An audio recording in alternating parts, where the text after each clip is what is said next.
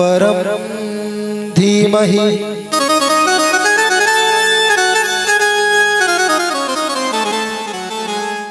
बड़ा ही सुंदर वर्णन किया है व्यास जी ने यहाँ पर। जिसकी कृपा से ये विश्व बनता है, जीव में प्राण आते हैं,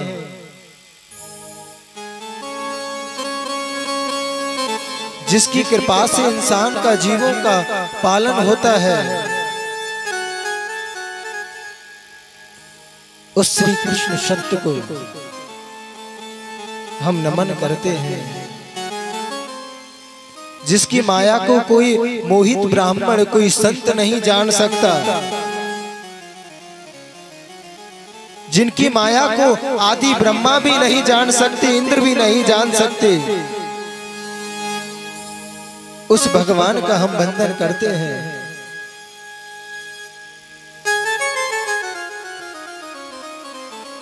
तुलसी बाबा ने कहा है कि सत्य से बड़ा कोई धर्म नहीं है।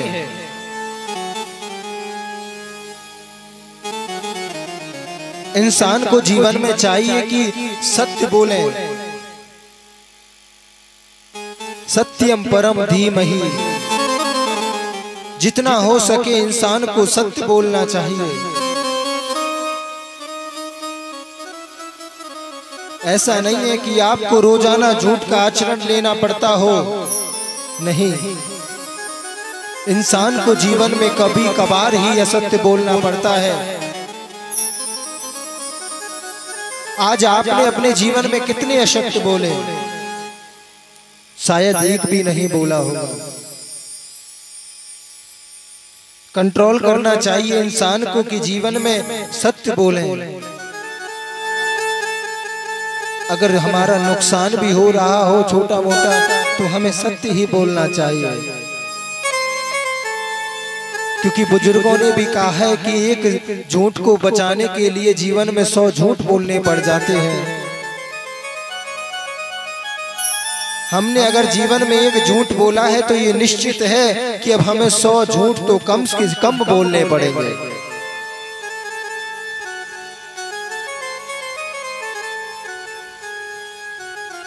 क्योंकि तुलसी बाबा कहते हैं सत्य से बड़ा भी कोई धर्म नहीं है। क्योंकि इंसान जब सत्य ही बोलेगा तो अधर्म का तो कोई प्रश्न ही नहीं है यहाँ पर।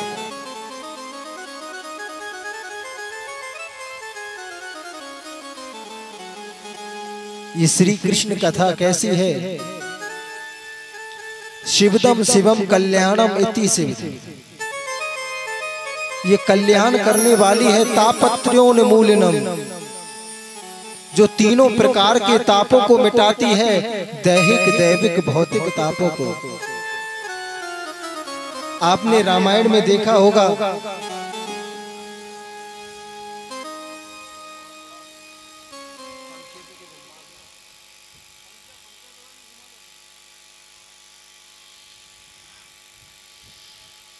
आपने देखा होगा रामायण में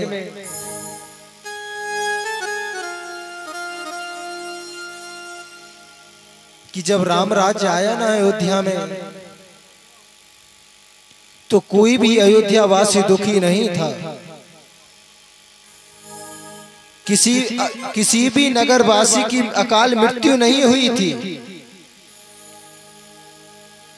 किसी भी अयोध्या वासी को कोई रोग नहीं हुआ था।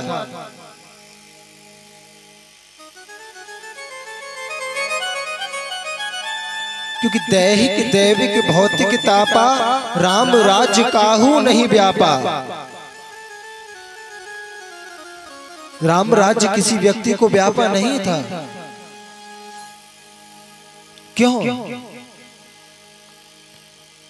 क्योंकि श्री राम भगवान ने सभी नगरवासियों के दुख दर्द अपने ऊपर ले रखे थे।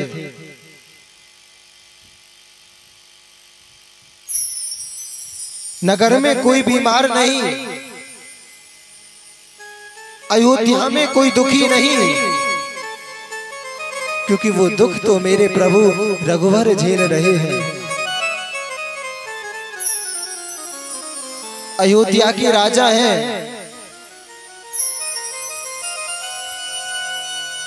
और पत्नी वन में रहती है, इससे बड़ा क्या दुख रहेगा इंसान को।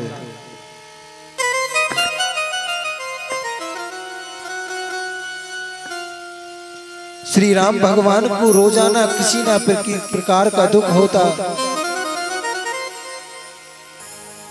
क्योंकि जो कष्ट उनके भक्तों पर आने वाले हैं, उन कष्टों को श्री राम भगवान ने अपने ऊपर लिया। जो सत्य है, जीवन में इंसान को चाहिए कि सत्य बोले।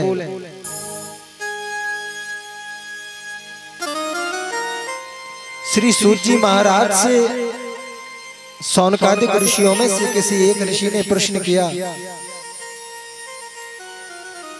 कि सूत जी, श्रीमद् भागवत कथा का आरंभ कैसे हुआ, कैसे इस कथा का प्राकट्य हुआ। श्री सूत जी कहते हैं कि आपने बहुत अच्छा प्रश्न किया है।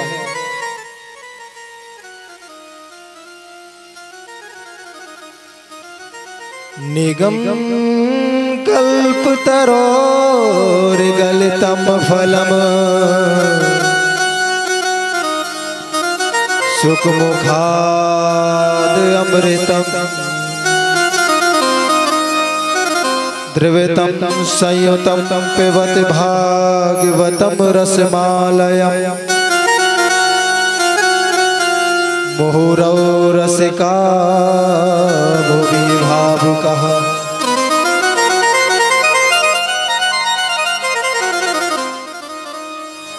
मानो कि एक बहुत बड़ा कल्प वृक्ष है,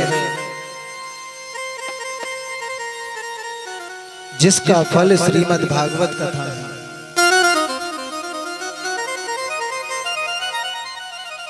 एक ऋषि ने कहा कि सूत जी,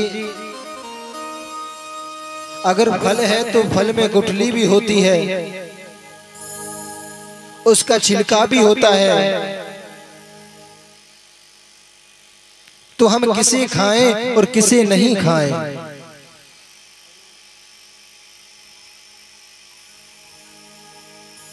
श्री सूत जी महाराज कहते हैं कि ऋषियों,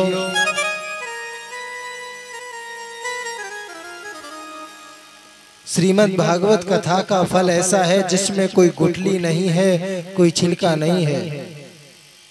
पिबत भागवतम रसमालयम, इसमें सिर्फ रस ही रस है, और इसे कितना खाना चाहिए। पिबत भागवतम रसमालयम मुहुरौ रसिका भुवि भावुका।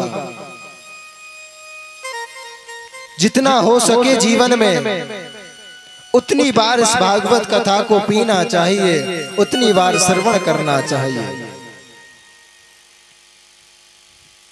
क्योंकि भागवत कथा को पिया जाता है।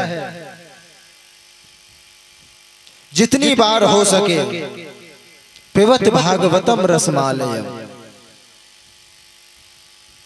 जो वस्तु कानों के द्वारा सुनी जाती है, उसको हृदय में उतार लें, हृदय में विराजमान कर लें, और अपने जीवन के अनुसार मिलन करें।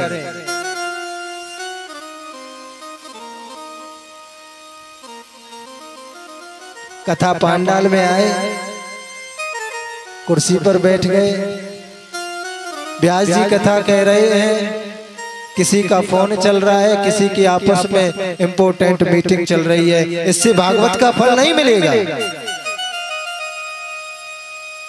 इसका फल तो बंधु उसको मिलेगा जो जीवन में उतारेगा पिबत भागवतम रसमालयम, जो अपने हृदय में विराजमान करेगा।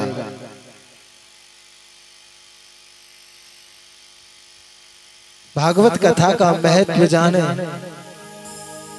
जिसने हृदय में उतार लिया वही इसका फल प्राप्त कर सकता है। लोग कहते हैं, बहुत से मूढ़ जो व्यक्ति होते हैं ना, जिन्हें भगवान ने धन भी अधिक दिया है, परिवार भी खूब बड़ा है, मगर संस्कारों की कमी है। वो व्यक्ति कहते हैं कि महाराज जी, हम मंदिर में क्यों जाएं? मैं उन व्यक्तियों से कहना चाहता हूं, आप अपने जीवन में जब कोई कार्य कर रहे हो और आपको किसी व्यक्ति की, किसी वस्तु की आवश्यकता पड़ जाए और जिस वस्तु की आपको आवश्यकता है वो वस्तु आपके पास में नहीं है, तो आप किसी दूसरे व्यक्ति से उसको मांगते हैं और जब आपका कार्य हो जाता है तो उस व्यक्ति को उस वस्तु को लौटा देते हैं जिससे आपने मांगी थी, जिसकी वो वस्तु है। जब आप उस वस्तु को उसको लौटाते हैं तो तब आप उस व्यक्ति से क्या कहते हैं कि धन्यवाद, आपने हमें ये वस्तु दी है, थैंक यू, आपने हमें ये वस्तु दी है।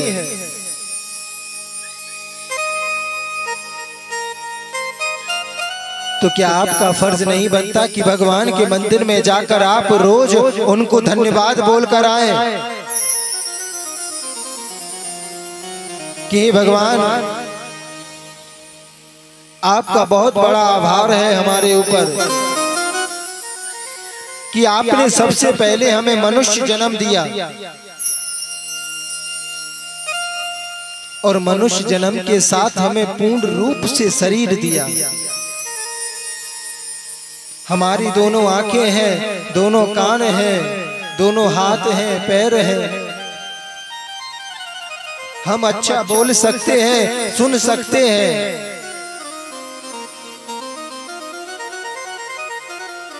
पूछिए उस व्यक्ति से जो सुन नहीं सकता,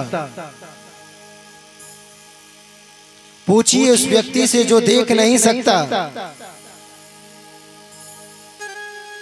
तो क्या हमारा अपने पिता से कहने का फर्ज नहीं बनता?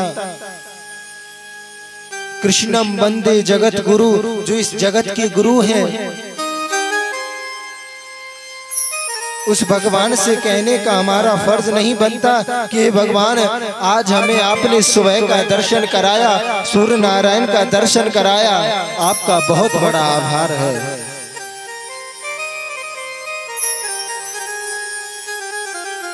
जब आप कलयुगी इंसान से एक पेन लेते हैं और कार्य को कर कर लौटा देते हैं तो आप थैंक यू बोलते हैं, धन्यवाद बोलते हैं, तो आपका फर्ज नहीं है कि भगवान ने आपको जन्म दिया है, पूर्ण रूप से आपको परिवार दिया, शरीर दिया, तो क्या सुबह मंदिर में जाकर 5 मिनट के लिए भगवान से इतना नहीं कह सकते? एक बार प्यार से बोलना पड़ेगा, एक बार और।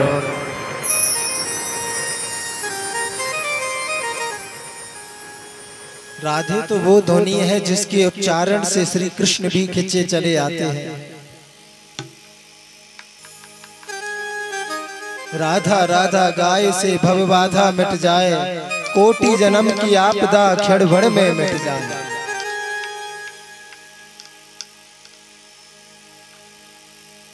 एक ऋषि ने प्रश्न किया सूत जी से कि सूत जी,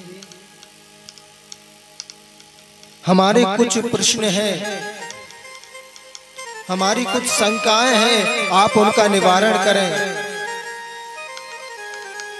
क्योंकि आप तो अंधेरे को मिटाने में करोड़ों सूर्यों के बराबर हैं, प्रकाशवान हैं, ज्ञानी हैं, वेदों के ज्ञाता हैं।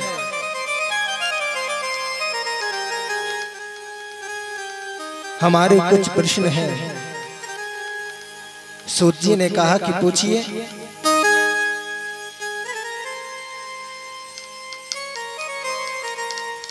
ऋषि ने कहा कि भगवान हमारे 6 प्रश्न हैं।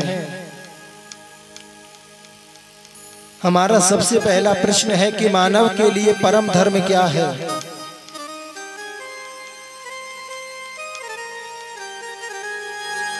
मानव के लिए परम धर्म क्या है? इंसान कहते हैं कि सुबह जागकर घर में जाना, घर से अपने कार्य के लिए जाना, वही धर्म है। माता पिता के पैर छूना धर्म है। अपने दुकान कार्य आदि के लिए जाना, क्या वो परम धर्म है? मानव के लिए परम धर्म क्या है?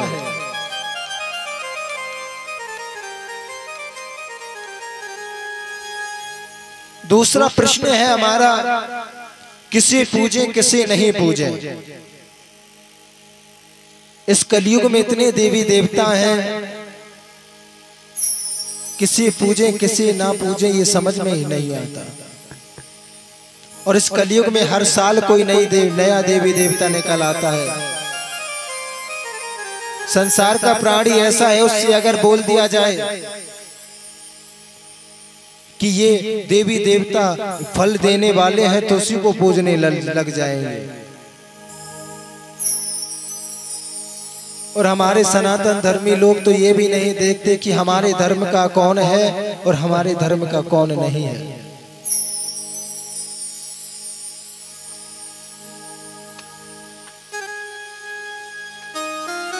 क्योंकि सनातन धर्म के सिवा कोई और धर्म इस पृथ्वी पर नहीं है।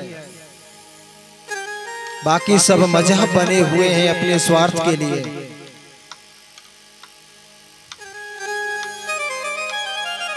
ईसा मसीह,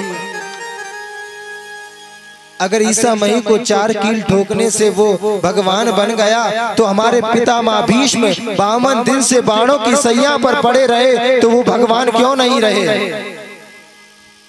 जो 4 कील ठोकने से तुरंत ही मर गया। पितामह भीष्म तो 52 दिन बाणों की सैया पर पड़े रहे, जिनके शरीर में सैकड़ों तीर लगी हुई हैं, सैकड़ों बाण लगे हुए हैं। तो क्या वो भगवान से कम है? कोई भी व्यक्ति अपने धर्म को अपना धर्म बनाकर अपने आप को चढ़ाने के लिए किसी देवी देवता का सहारा लेकर चढ़ जाता है और लोगों को अंधकार में डाल देता है।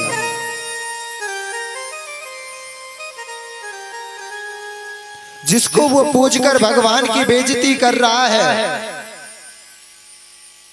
जिसको वो सहारे लेकर, जिसका सहारा लेकर वो परमात्मा की बेइज्जती कर रहा है, परमात्मा को नकार रहा है, वो भी पछताता होगा कि मेरे परमात्मा को मेरे ही नाम से छला जा रहा है।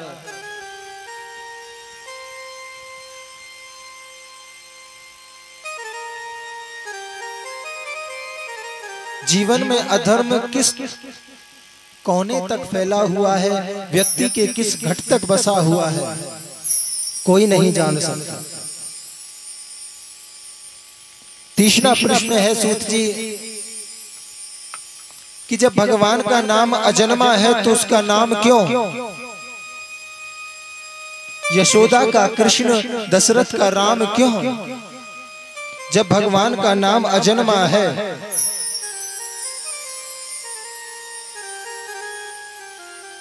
और चौथा प्रश्न है सूत जी हमारा कि भगवान के अवतार कितने हैं?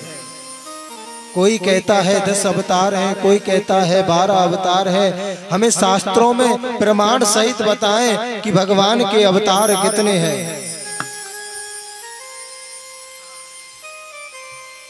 पांचवा प्रश्न है कि वक्ता कौन श्रेष्ठ है?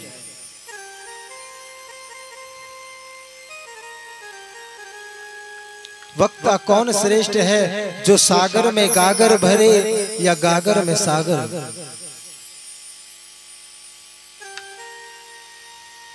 और हमारा छठा प्रश्न है सूत जी, भगवान कहते हैं कि मैं धर्म की रक्षा के लिए आता हूँ। जब धर्म का नाश करने के लिए कुरु प्राणी उपस्थित होते हैं, तब मैं धर्म की रक्षा के लिए अवतार लेता हूँ। तो भगवान के जाने के बाद धर्म किसकी शरण में गया?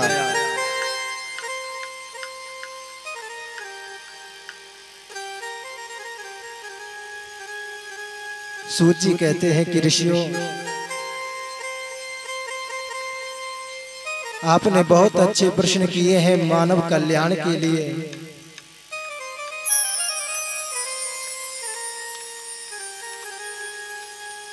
इन प्रश्नों का उत्तर देने से पहले, जवाब देने से पहले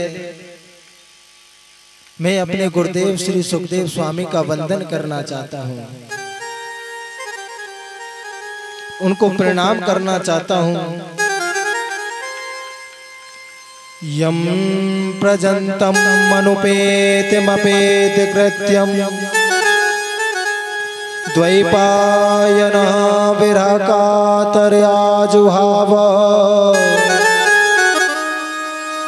यम प्रजंतम मनुपेतिमपेत कृत्यम। मैं उस व्यास जी के पुत्र को वंदन करना चाहता हूँ जिन्होंने जन्म लेते ही संन्यास धारण कर लिया।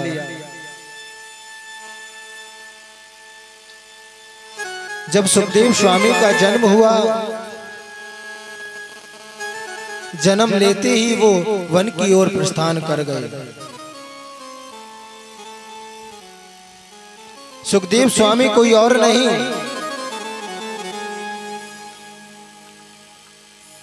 गोलोक धाम में मेरी राधा रानी के गोद में खेला करते थे सुखदेव स्वामी।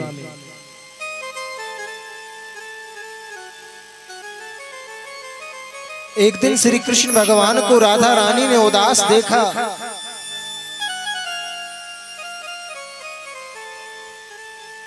तो राधा रानी ने पूछा कि हे भगवान, आप उदास क्यों हैं? भगवान ने कहा कि राधे, मैं चाहता हूं कि मेरी कथा का जन जन में प्रचार हो। मृत्यु लोक के लोगों को इस कथा का सरल ही रसोपान हो, प्राप्त हो, और इस कार्य के लिए हमें सुखदेव को पृथ्वी पर भेजना होगा।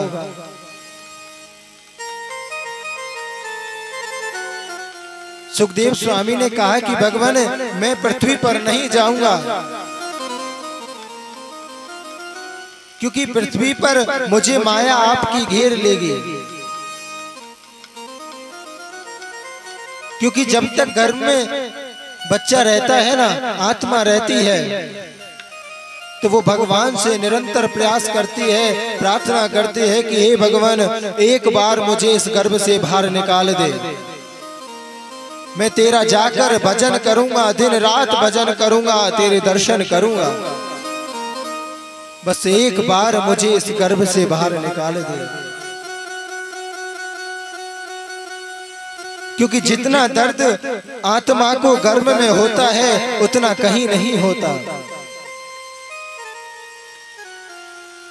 माँ ने जरा तीखा खा लिया तो बच्चे को जलन होती है। माँ ने जरा सा ठंडा खा लिया तो बच्चे को परेशानी होती है।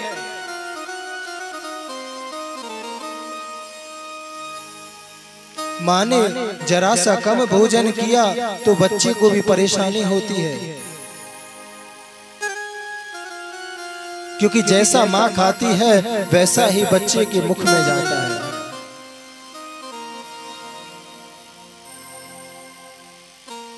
सुखदेव स्वामी कहते हैं कि भगवान, मैं उस पृथ्वी पर नहीं जाना चाहता जिस पर जन्म लेते मैं आपके दर्शन और आपके भजन करने की कामना को भूल जाऊं।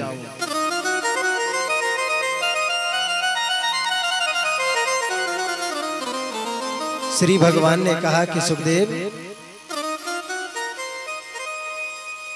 मैं आपको वरदान देता हूं कि पृथ्वी पर जाकर आपकी माया, मेरी माया तुझे नहीं घेरेगी। आपके ऊपर मेरी माया का कोई प्रभाव नहीं होगा। और राधा रानी के कहने से श्री सुखदेव स्वामी कैलाश पर्वत पर एक शुक पक्षिणी के घर में प्रवेश कर गए। इधर नारद जी ने सोचा कि सुखदेव स्वामी का प्राकट्य कैसे हो। नारद जी कौन है?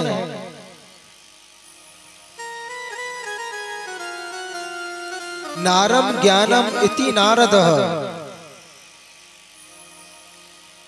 जिनकी बात को कोई रद्द नहीं कर सकता, जो एक बार नारद जी ने बोल दिया उसे ब्रह्मा भी नहीं टाल सकता।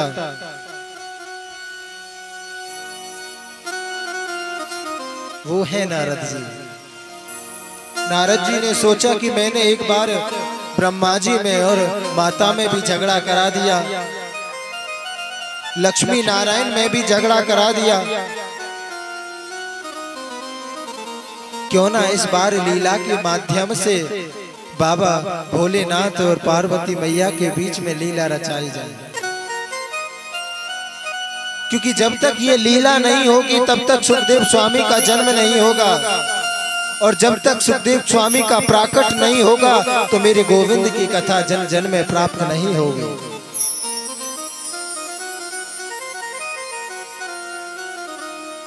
एक बार प्यार से बोलना पड़ेगा।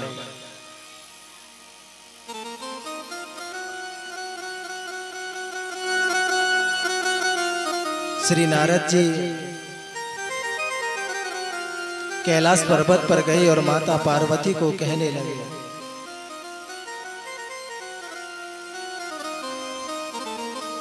जब नारद जी को माता पार्वती ने देखा तो अति प्रसन्न हुई और बोलने लगे कि बाबा आप आजकल आते नहीं हैं। नारद जी ने कहा कि मैया आजकल इस संसार में प्रेम रहा नहीं है, इस संसार का प्राणी सिर्फ स्वार्थ के लिए प्रेम करता है एक दूसरे के। सुर नर मुनि जन यह रीति, स्वार्थ लाग करे सब प्रीति। सुर नर मुनि जन सबकी यही रीति है कि अपने स्वार्थ के लिए प्रेम करते हैं।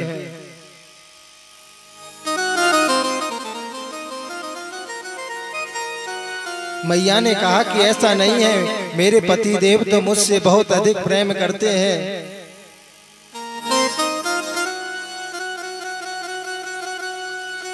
कहते हैं कि जो गुरु मंत्र देते हैं गुरु, उसे किसी को बताना नहीं चाहिए। गोपनीयम गोपनीयम गोपनीय, प्रयत्न यही करना चाहिए कि उसे गोपनीय रखे।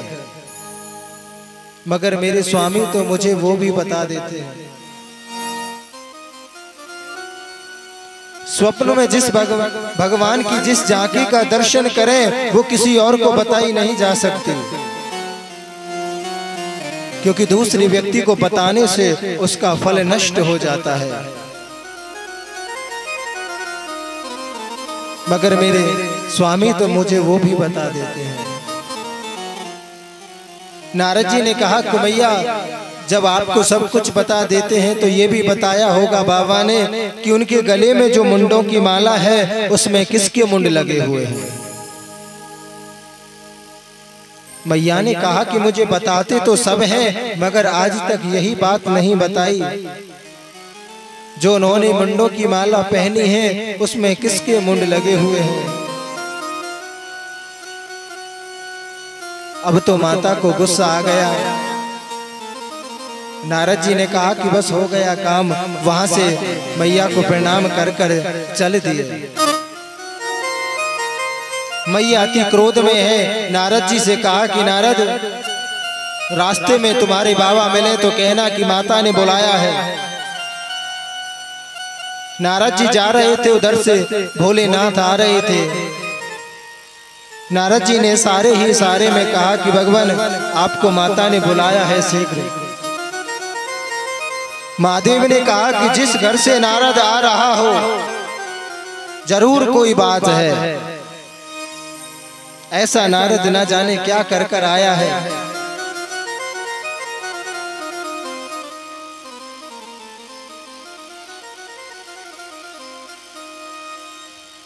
बाबा ने देखा कि पार्वती मैया बहुत उदास है। मैया ने कहा कि आप मुझसे बात नहीं करें कि आप तो कपटी हैं। बाबा ने कहा कि देवी मैंने आज तक आपसे कुछ नहीं छुपाया, जो छुपाता है वो कपटी होता है।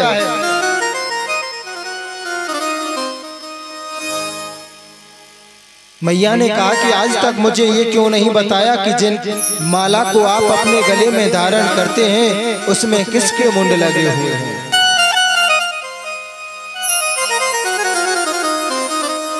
बाबा ने कहा कि देवी मैं बताना तो चाहता था मगर कभी आपने अवसर प्राप्त नहीं किया, कभी ऐसा अवसर प्राप्त नहीं हुआ कि मैं आपको बता सकूं।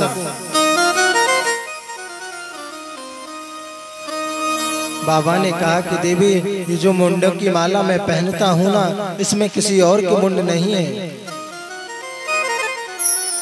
इसमें तो आपके ही मुंड लगे हुए हैं। जब आप दुष्टों का संहार करने के लिए दुर्गा का रूप धारण करती हैं, काली का रूप धारण करती हैं, आपकी याद में मैं आपके मुंडों की माला बनाकर पहनता हूं।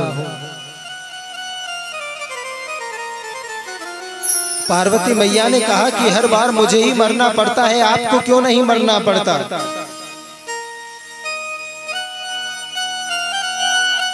बाबा ने कहा कि देवी मैंने अमर कथा का पान कर रखा है, मेरी मृत्यु नहीं हो सकती। मैया ने कहा तो अब तो महाकपटी है कि आपने अमर कथा का पान कर रखा है और मुझे बार बार मरना पड़ता है। मैं भी उस अमर कथा को सुनना चाहती हूँ।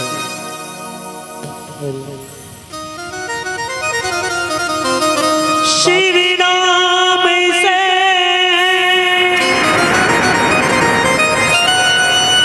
जग में उजाला, हरि भक्तों के मन में शिवाला। ऐ शंभू बाबा मेरे भोलेनाथ, ऐ शंभू बाबा मेरे भोलेनाथ, तीनों लोक में तू है तू, सदा सुमन मेरा मन दे पटरी, जीवन भी अर्पण कर दूं। हे शंभू बाबा मेरे भोलेनाथ, तीनों लोक में तू है तू।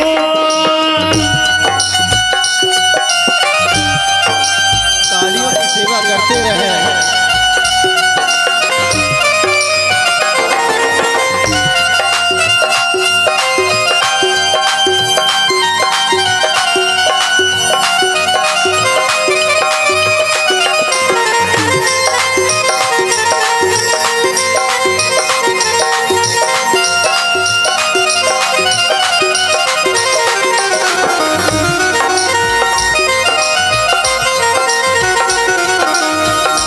जग का स्वामी है तू, अंतर्यामी है तू, मेरे जीवन की अनमित कहानी है तू।